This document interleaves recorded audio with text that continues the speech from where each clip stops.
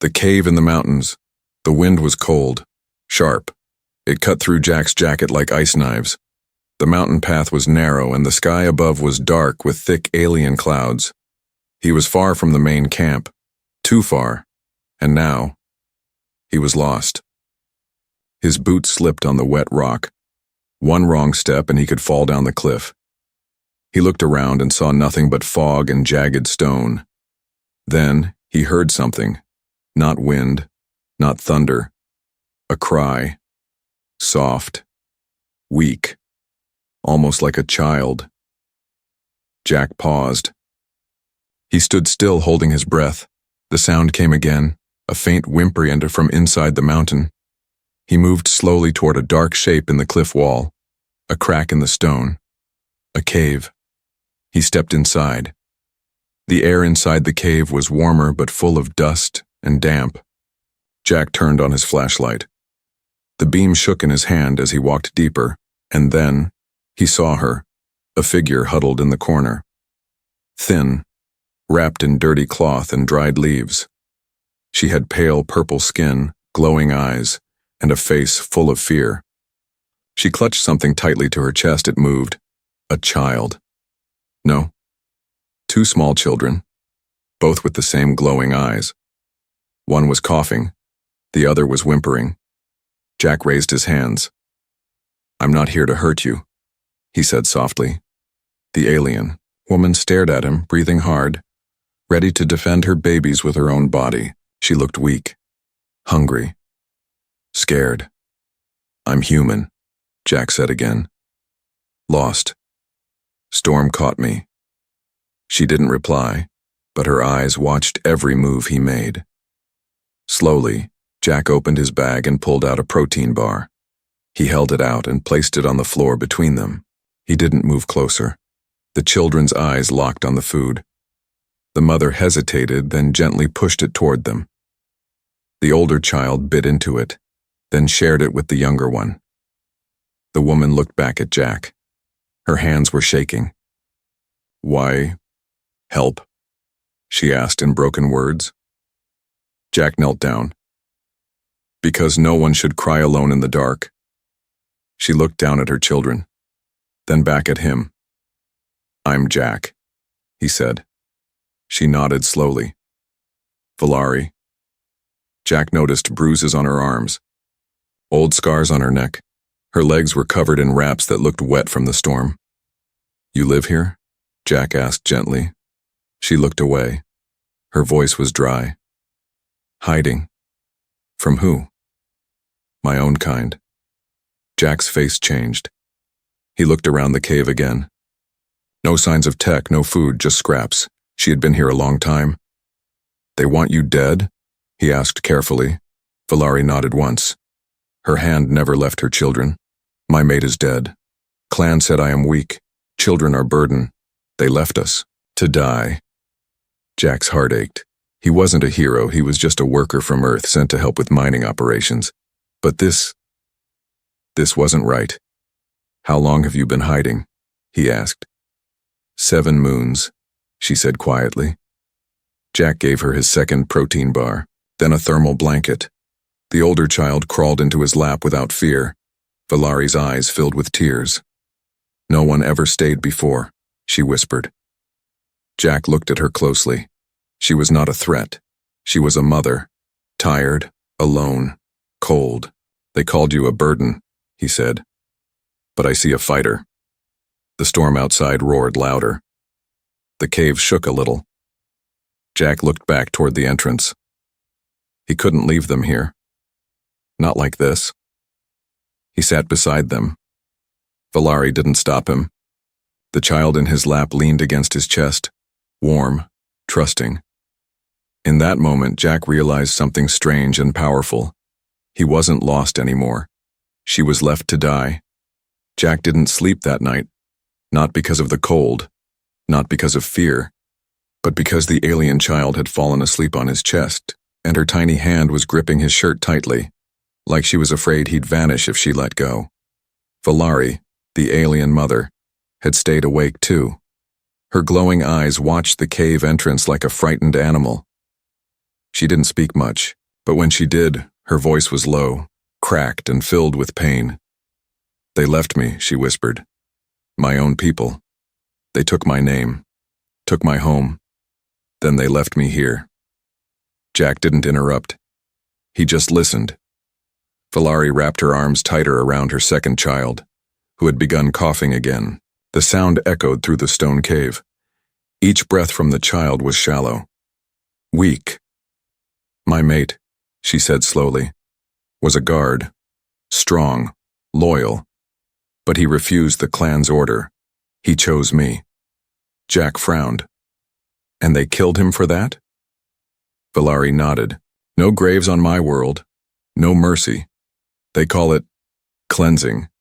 If a woman is seen as weak, she is left to rot. Her children, too." Jack's jaw tightened. He had heard of brutal alien cultures before. But this was evil. "They said my children were broken, that I made them weak. I was not allowed to beg, not allowed to scream, just pushed into the caves with nothing. I made it to this one, and hid." Jack looked at her legs. One was bruised badly. The wraps were soaked again. "You walked here injured?" She nodded again, with one child in each arm. Jack didn't know what to say. He reached into his bag and pulled out his emergency medical kit. It wasn't much, but there were bandages and ointments. "Let me help." Valari didn't move. She stared at him. "Why?" Jack paused. "Because you're a mother. And no mother should be punished for loving her children." She blinked. Slowly, then nodded. Gently, Jack unwrapped her leg. The wound underneath was worse than he thought, infected, purple, and swollen. "How have you lasted this long?" he asked. Valari didn't answer right away. "I was ready to die," she whispered. But then they opened their eyes and smiled. She looked down at her children, now both asleep. "They gave me a reason to keep breathing." Jack treated her leg. He was careful but firm. Valari didn't cry, even when it hurt. She just clenched her teeth and watched his hands work. Outside, the storm had passed, but a quiet tension filled the air inside the cave. "Someone came once," Valari said suddenly. "A traveler from another world like you, but when he saw me, he laughed." Jack looked up. "He left?" "He threw food far into the rocks and told me to fetch it like a beast, then flew away." Jack said nothing. His heart burned. Valari's voice trembled. "I hated him, but I hated myself more, for going after the food." Silence filled the cave. Jack finally spoke. "That man was a coward. You're stronger than he'll ever be." Valari turned her face slightly, looking away.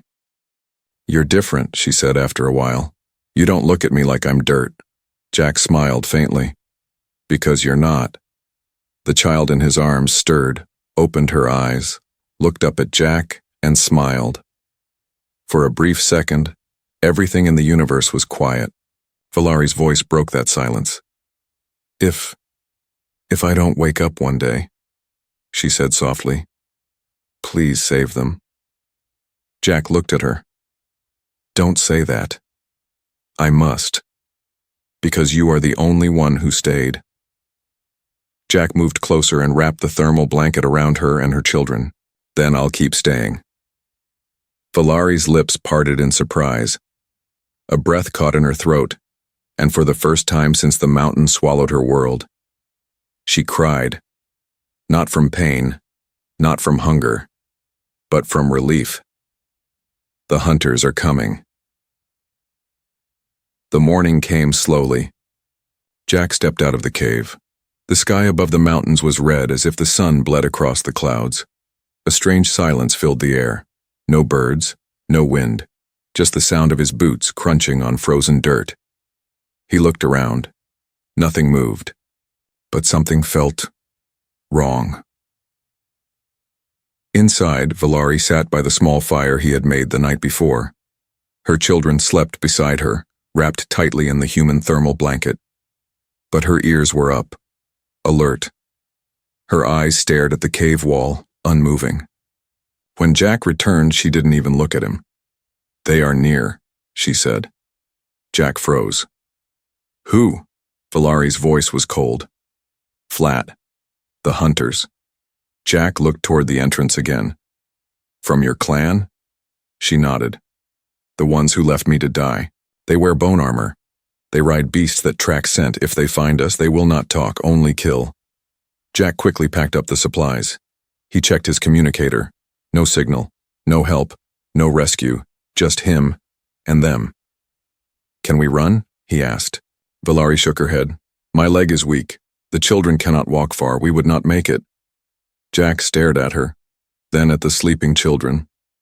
"We're not running," he said finally. "We hide." Valari looked confused. "Hide where?" Jack walked to the back of the cave. He had seen it last night, another tunnel, narrow and steep, leading deeper into the mountain. "There's a second chamber," he said. "If we move now, they won't find the fresh tracks." Valari hesitated. "You'd stay here, with us, even now?" Jack turned to her. "I didn't come this far to leave you now." For the first time that morning, she looked him in the eyes. There was something there. Not just fear, something like trust.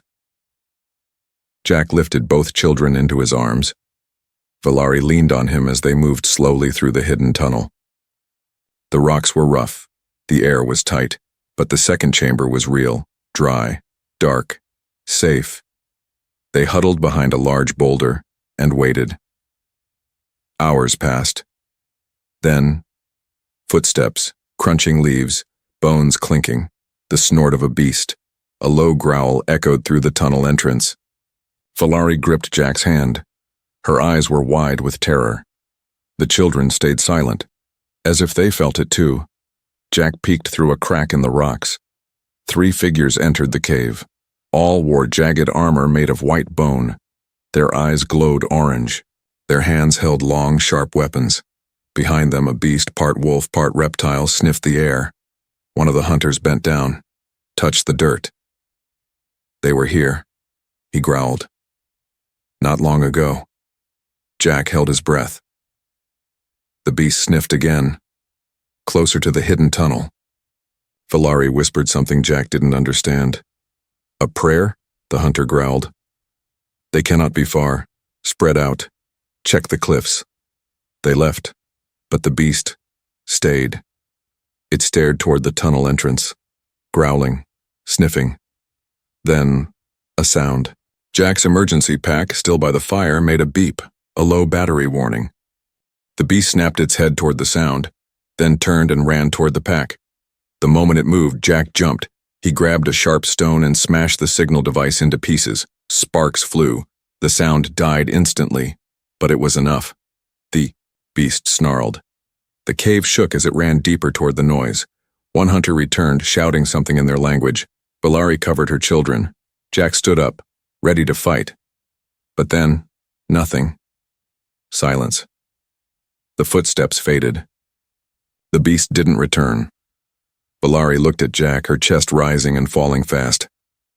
"You risked your life," she whispered. Jack smiled. "You said they'd never leave without killing." "They didn't," she said. "They believed the fire and the noise. They think we ran into the forest." Jack's eyes narrowed. "So they'll keep hunting?" Valari nodded. Then her voice softened. "But for now, we are safe." Jack sat down beside her. The children climbed onto his lap without fear. Valari leaned against the wall close to him. "They'll come back," she said. "Then I'll be here," Jack replied. "Waiting." Valari looked at him for a long moment. "You're not just helping us," she whispered. "You've become something more." Jack tilted his head. "Like what?" She didn't answer, but her hand reached out and gently touched his. "She begs him to stay." The fire in the second chamber burned low. Valari sat close, watching the flames dance in silence. Her children were asleep again, curled against her side. Their tiny bodies finally at peace for now. Jack sat across from her, resting his back against the rock wall. His eyes were tired. His hands were bruised from climbing, fighting, surviving, but his mind was somewhere else. He kept glancing at the narrow tunnel, thinking, planning. Valari noticed. "You're going to leave," she said softly. Jack looked up, surprised. "I have to go back," he said. "My camp doesn't know where I am. If I don't return, they'll search. If I reach them, I can bring help. Real help." Valari looked down. Her voice broke. "You will not return." "I will," Jack said. "I promise." She shook her head slowly. All promises turned to dust in the wind. Jack stood up. "I don't break mine." Valari stood too, limping. Her hand trembled as she reached for his sleeve.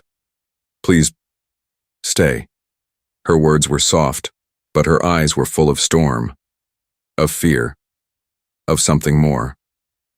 Jack hesitated. "Valari," she stepped closer. "If you leave, they will come again. And this time, I won't be strong enough to protect them." Jack looked at the sleeping children. One of them turned in sleep and whispered something in their alien tongue. It sounded like a name. "Da." "Did she just say, Dad?" Jack asked, stunned. Valari nodded. "She thinks you are. You brought food, you carried her, you stayed." Jack's throat tightened. He knelt down beside the child and touched her tiny hand. "I don't know how to be a father," he whispered. "You already are," Valari said behind him. "Not by blood, but by choice." Jack turned. Valari's eyes shimmered, not with tears, but with something deeper. Vulnerability, hope, maybe even love. "I'm just a worker," Jack said. "I fix machines, not families." "You fixed mine." Silence filled the cave again. Valari walked to him, limping slightly, and placed her hand gently on his chest. "You could leave," she said. "No one would blame you." Jack didn't move. "But if you stay," she continued, her voice low, "you won't be alone anymore." That broke something inside him. He had come to this planet for a job, for money, to escape a lonely life back on Earth. He didn't plan for this, didn't plan for a family, didn't plan for her. But here he was, choosing between duty and something far more real. Jack looked into her eyes. "You want me to stay as, what? A protector?" Valari shook her head. "As a mate." Jack blinked. "You're asking me to be your husband?" "Not with words," she whispered. "With actions, with heart." Jack didn't know what to say. His mind was spinning, and then the child reached out in sleep, her small hand wrapped around his finger, tightly, as if answering for him. Jack let out a slow breath. He looked back at Valari. "Then I'll stay." She closed her eyes. Her shoulders dropped, as if a heavy weight finally left her body. "Thank you," she said. Jack sat down again. Valari did too, right beside him, close, safe, together. No more words were needed. The fire crackled gently, and for the first time in a long time, they were not afraid of tomorrow. A fire in the dark night had returned, but it wasn't cold this time. The fire Jack built burned steady, not too big, not too small, just enough to keep the children warm and chase away the shadows. Valari sat close, humming a soft tune. It wasn't a human lullaby, but it had something peaceful in it, something ancient and sad. Her daughter lay on her lap, her son snuggled between her and Jack. They looked like a real family, but Jack couldn't sleep. Something in the air felt wrong. He stood and walked toward the cave's edge. Outside, stars blinked in the sky like tiny eyes. The wind carried a whisper, not a voice, not words, just a feeling. He stared into the dark woods, then looked down at the ground, and froze. Footprints. Fresh. Not his, not Valari's, not the children's. These were heavy, deep, too large for bare feet, too sharp for boots. He followed them a few steps, then saw it, a mark on the tree, burned in, not scratched, not drawn. It was a clan sign, a hunting sign, the kind Valari told him about, the ones her people left behind when they claimed a kill. Jack's heart pounded. They hadn't given up. They were still looking, and they were close. He ran back to the fire. Valari looked up, reading his face before he spoke. They marked the trees, Jack said quietly. They know we're near. Her face went pale. How many marks? Just one. That means they're scouting. Jack took a breath. Then we still have time. Valari stood, her legs still weak but steadier now. We must not make more light. No more fire. They see fire, they follow fire. Jack looked at the flames. The children needed the warmth, but it was also a beacon in the dark. He pulled out a heat pack from his bag, cracked it. It glowed faintly, but gave off warmth without light. He gently picked up the children and moved them away from the fire. Valari helped cover them with furs. Jack poured cold water on the flames. The cave darkened quickly. Now it was truly silent. Valari sat beside him, her voice low. Long ago, she said, there was a story on my world, of a fire left burning in the mountains. A mother lit it to save her children from freezing. Jack listened carefully. But that fire was seen by hunters, she said. And they came. What happened? They killed her, took her children, and laughed as the flames died. Jack stared into the ashes. That won't be our story, he said. Valari looked at him. You believe that? I do. She nodded. Slowly, but her hand still shook. Jack reached over and held one. You said your people see kindness as weakness, he whispered. But where I'm from, it's the opposite. Valari blinked. Then maybe we are both broken. But broken in the right way. Jack smiled faintly. The children stirred in their sleep, pressing close. Jack leaned his head back against the cave wall. If they come for you again, they'll have to go through me. Valari looked at him, her expression unreadable in the dark. Would you die for us? She asked softly. Jack didn't hesitate. Yes, she didn't speak for a long time. Then in the silence she whispered, Then you are already my mate. Jack turned his head slowly. Is that how it works in your culture? Valari shook her head. No, that's how it works in my heart. He reached for her other hand, and in the dark, without fire, without words, they sat as one. But outside, the woods were not sleeping. A second mark appeared on a different tree. This time it was fresh, and this time it was glowing. The family he never expected. Jack never planned for this. He came to this planet to work on machines, to earn money, to be alone, because being alone meant no disappointments, no broken promises. But now, he wasn't alone anymore, and he didn't want to be. Valari sat beside him in the cave, sewing together scraps of cloth into a new blanket for the children. She used a sharp bone like a needle, her fingers moving carefully despite the stiffness in her wounded leg. Her son was asleep on Jack's shoulder. Her daughter sat beside him, holding one of his fingers tightly like it was a treasure. It didn't feel strange anymore. It felt right. You're quiet tonight, Valari said softly. Jack looked at her. I'm thinking. About what? He looked down at the little girl in his lap. About how I came here to fix machines and now I'm helping raise 2 alien kids in a cave. Valari smiled. A strange path, she said. Jack nodded, but maybe the right one. Valari's smile faded slowly. You know this can't last forever. I know. They will find us. I'll stop them. Valari turned to face him. Even if you die? Jack looked into her glowing eyes. Yes. She didn't reply, but her silence said everything. Suddenly, there was a sharp pop from the back of the cave. Jack stood quickly. Valari grabbed the children and pulled them close. Jack turned on his flashlight and walked carefully toward the sound. It wasn't loud, but it didn't belong. He found a piece of metal buried in the dirt wall. A tracker. It was blinking red. He pulled it out with a sharp tug. His heart pounded. "They found this cave," he whispered. "Someone was here, recently." Valari's face went pale. "They left it to track movement. If we stay, they return." Jack looked around. He had no weapons, no backup, just 2 weak children, a wounded mother, and his bare hands. But he had something the hunters didn't. He had something to fight for. "I'm ending this," Jack said. "I'm going to stop them." Valari stood. "Not alone. You can't fight. I won't let you die without me," she said. Jack stared at her, and for the first time, saw the warrior underneath the mother. Later that night, Jack stepped out into the forest.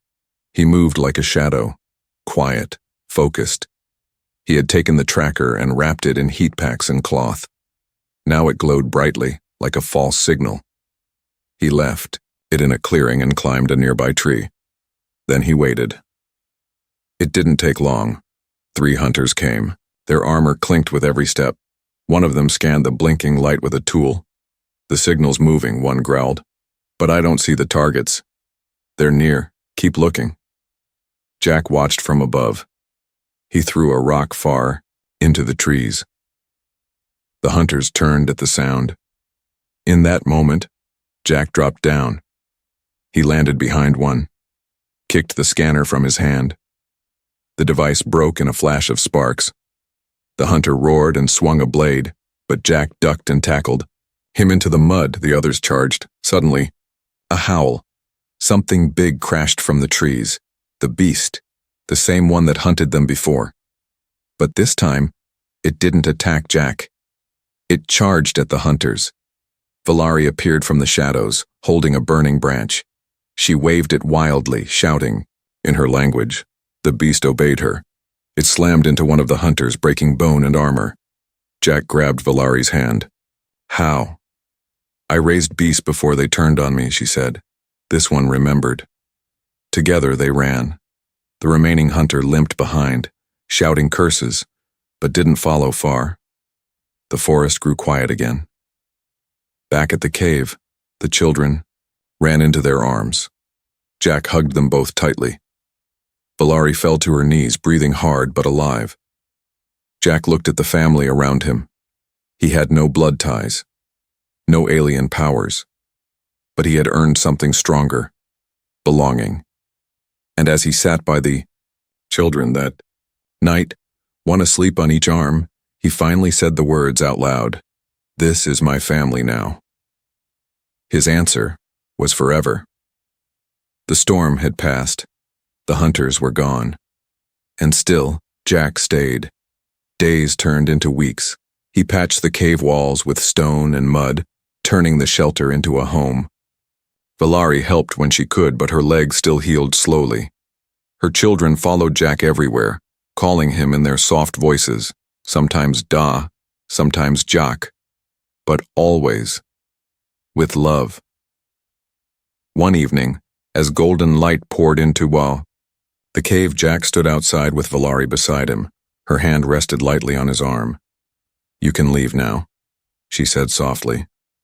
"The danger is gone." Jack didn't answer right away. She looked down. "You've done enough. You saved us. You don't owe me anything." Jack turned to her. "Don't say that." Valari blinked. "You gave me something I never had before," Jack said. "A reason to stay. A reason to wake up." "You don't belong here, Jack," she whispered. "I didn't," he replied. "But now, I do." She looked up at him. Her eyes shimmered. "What if one day," she said, "the world tries to take you from me?" "Then I'll fight the world," Jack said, "with both hands and a broken stick if I have to." Valari's laugh was quiet, broken, and beautiful. Jack took her hand gently. "I didn't expect this," he said. "A cave, 2 kids, a mother with eyes like stars. I didn't plan it." "Nor did I," she said. He looked down at her fingers, rough from surviving, scarred, real. "I'm not rich. I'm not a hero.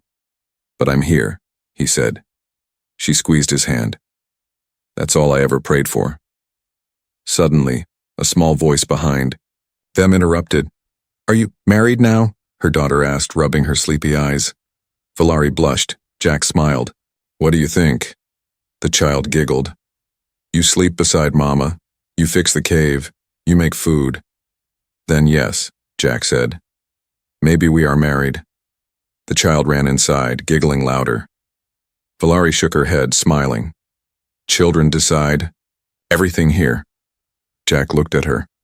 Let me say it properly, he said, then knelt in the dirt. Valari gasped. Valari, he said, I don't care if the stars fall or if monsters come back. I want to be your husband. I want to raise your children like they're mine. Her lips parted, her eyes wet. You mean it? Jack stood and pulled her close.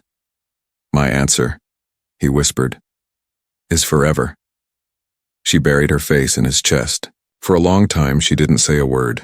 Then she whispered back, then forever is yours. That night no fire burned in the cave. Only the warmth of their joined hands and the quiet peace of children's laughter. Jack had no ring, no wedding, no words from earth. But he had something far deeper. He had been chosen. Not by blood, not by duty, but by a mother who had lost everything and found love in a man from another world.